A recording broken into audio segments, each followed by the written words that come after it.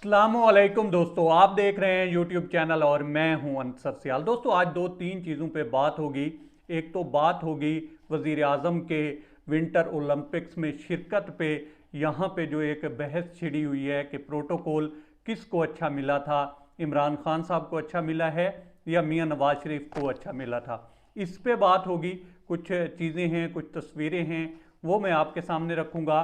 दूसरे नंबर पे दोस्तों बात होगी, इंडियन आर्मी चीफ ने एक कल बढ़क मारी थी और उसका आज जवाब दिया गया है हमारे सिक्योरिटी इदारों की तरफ से। उन्होंने क्या जवाब दिया है वो मैं आपके सामने रखूंगा। और तीसरे नंबर पे दोस्तों बात होगी बलूचिस्तान में जो कुछ हो रहा है और उसकी जो लेटेस्ट अपडेट्स हैं, कुछ नक्शे हैं, मैप है, वो मैं आपको दिखाऊंगा कि वहाँ पे क्या हो रहा है और क्या हुआ है अब तक। इस सब पे बात होगी। आपने हमारे साथ रहना है और चलते चलते इस चैनल को सब्सक्राइब करके बेल बटन भी प्रेस कर दीजिएगा और अगर आप बेहतर समझें तो इस वीडियो को भी लाइक कर दीजिएगा। शुरू कर लेते हैं दोस्तों इमरान खान साहब के विंटर ओलंपिक्स में शिरकत से। दोस्तों वो इन दिनों वहाँ पे तो हैं, लेकिन यहाँ पे हमारे जो PMLN के दोस्त हैं, क्योंकि सियासी पार्टियाँ हैं, वो अपना अपना एक नैरेटिव जनरेट करने की कोशिश करती हैं। तो यहाँ पे सबसे पहले जो है परवेज़ रशीद साहब ने एक तस्वीर शेयर की और ट्वीट किया और उसके ऊपर उन्होंने लिखा कि तस्वीरें बोलती हैं। अब उसके बाद जो है हिना परवेज़ भट्ट साहिबा जो हैं वो भी काफ़ी एक्टिव रहती हैं सोशल मीडिया पे, तो उन्होंने भी ट्वीट किया और उसमें उन्होंने भी जो है इलेक्टेड और सिलेक्टेड का जुमला लिखा। फिर उन्होंने ये भी लिखा कि उबर भिजवा देते। तो मतलब कि इस तस्वीर को जो है कंपेयर किया गया इमरान खान साहब की अब वाली तस्वीर से कि अब उनको कौन रिसीव कर रहा था। और दूसरा, तियारे को लेकर भी एक जो है कंट्रोवर्सी जनरेट करने की कोशिश की गई। लेकिन ये जो तस्वीर दोस्तों शेयर की गई तो इसमें एक दो नंबरी नज़र आई या गलत फहमी नज़र आई।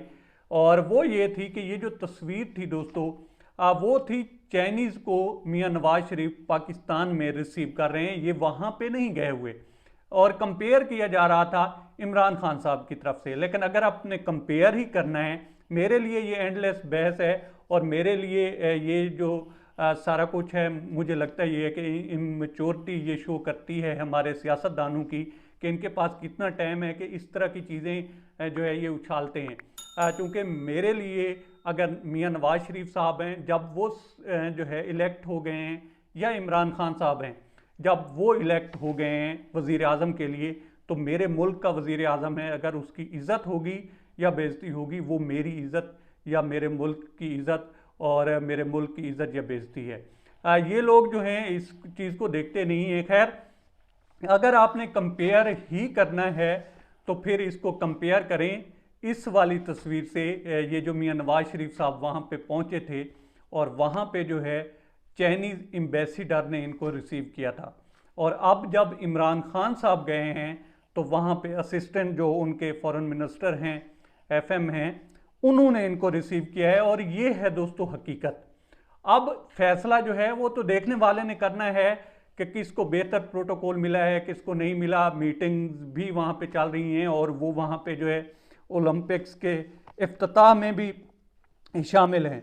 अब आते हैं बड़े मुद्दे की तरफ, और मुद्दा ये है दोस्तों कि कल इंडियन आर्मी चीफ ने एक बढ़क मारी थी और उन्होंने कहा था कि जनाब LOC के ऊपर अमन इसलिए है कि पाकिस्तान जो है वो इस पोजीशन में नहीं है कि हमें रिप्लाई करे। उनके कहने का मतलब यही था, उन्होंने ये कहा कि जनाब हम जो है डोमिनेट पोजीशन पे हैं और पोजीशन ऑफ स्ट्रेंथ पे हैं, इसलिए जो है पाकिस्तान चुप भी है और वहाँ पे अमन भी है LOC के ऊपर।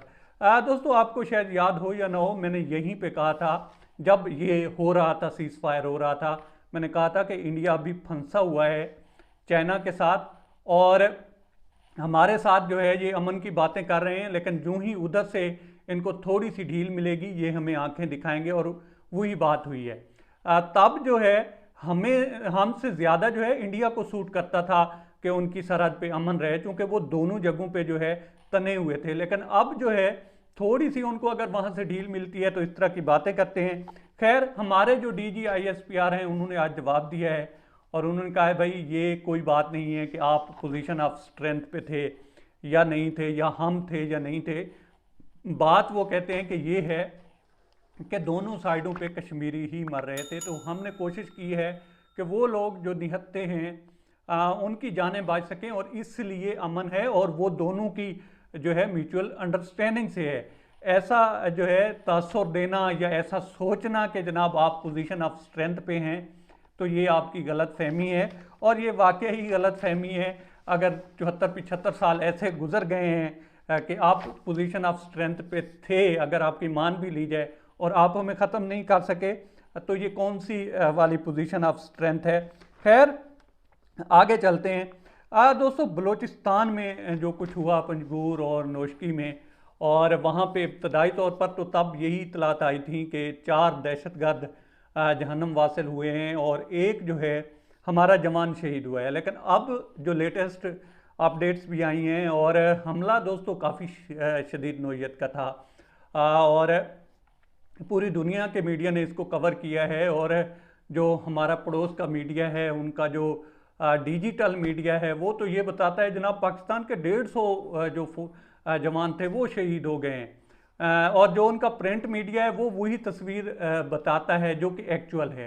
एक्चुअल यही है कि हमारे जो हैं दोस्तों अब तक जो लेटेस्ट काउंट आया है या बताया गया है या नंबर आया है, उसमें हमारे जो हैं दोस्तों 7 जवान शहीद हुए हैं, और 15 जो दहशतगर्द थे वो अपने अंजाम को पहुँचे हैं। लेकिन इस हवाले से दोस्तों जो अपडेट्स आई हैं वो ये हैं कि ये इनके जो हैंडलर थे या इनके जो रवाबित थे वो इंडिया से थे, और कुछ ऐसी रिपोर्ट्स भी हैं कि उस वक्त भी उनके इंडिया से रब्ते हो रहे थे। और इसको कंफर्म किया है हमारे जो फॉरेन मिनिस्टर हैं उन्होंने भी, सॉरी हमारे जो शेख रशीद साहब हैं वज़ीर दाखिला हैं, इन्होंने भी किया है। हमारे लॉ इन्फोर्समेंट एजेंसीज में ने भी इसको कंफर्म किया है। फिर अरब न्यूज़ में भी इस तरह से खबर जो है लगी है, छपी है। इसके अलावा हमारे अपने जो अखबारात हैं उसमें भी इसी हवाले से खबर छपी है। लेकिन देखने वाली बात यह है दोस्तों कि हमारे जो जवान हैं वो किस जिगरे से लड़ते हैं। और इस मैं पहले भी कहता होता हूँ कि हमारे कौम की माओं ने कभी बुज़दिल बेटे पैदा नहीं किए, और इसमें जो है काफ़ी सारी मिसालें हैं। अभी जो कहा यह जा रहा है, कैप्टन बिलाल खलील का भी कहा जा रहा है, अभी ऑफिशियल कंफर्मेशन तो नहीं आई, लेकिन ये भी कहा जा रहा है कि उनकी भी जो है शहादत हुई है इसमें।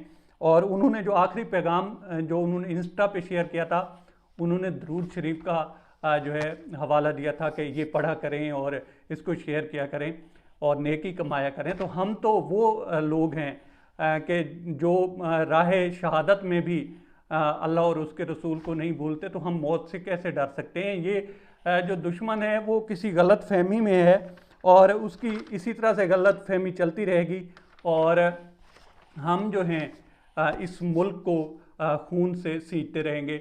यही पैगाम है दुश्मन के लिए। बहरहाल अब तक इतना ही। आप दोस्तों से रिक्वेस्ट है कि आप हमारे चैनल का विज़िट करें, और अगर आपको हमारे चैनल का कंटेंट पसंद आए तो इसे सब्सक्राइब करें। तामुन के लिए शुक्रिया दोस्तों। अल्लाह हाफ़िज़।